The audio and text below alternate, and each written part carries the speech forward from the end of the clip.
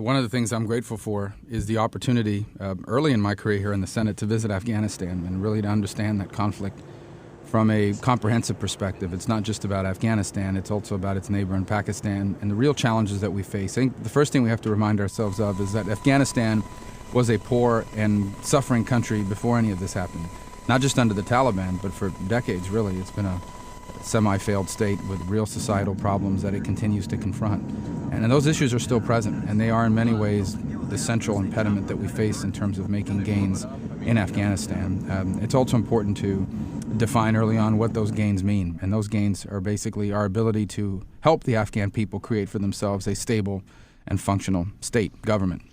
And how we do that is by providing security.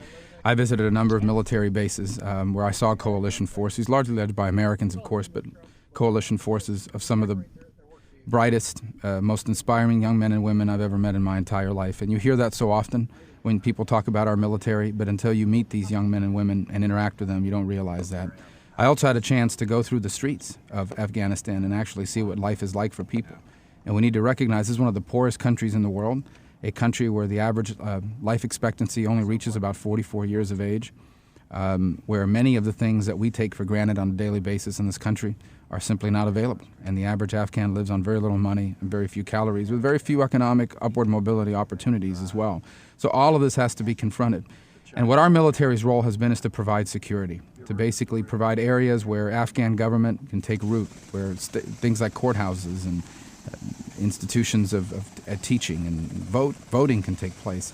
And so our military's job is to provide security to clear areas of the Taliban so that Afghans can claim those areas back for themselves and begin to create for themselves a functional nation state.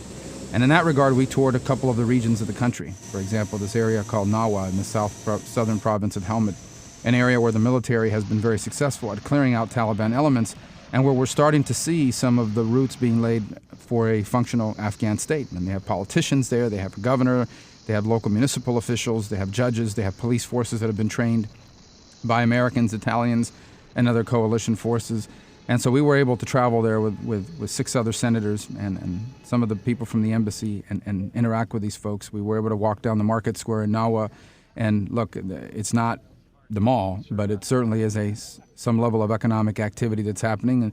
And as you walk down that market square and you go through their little small places where they sell things from their marketplace, that didn't exist just 2 years ago. There was nothing there, and the people were afraid to come out because the Taliban came out and would threaten you if you did. And the security we've provided has made that possible. We have a long ways to go, but I'm convinced after our trip that we have the right people on the ground, we have the right plan, and they're doing a great job of implementing it.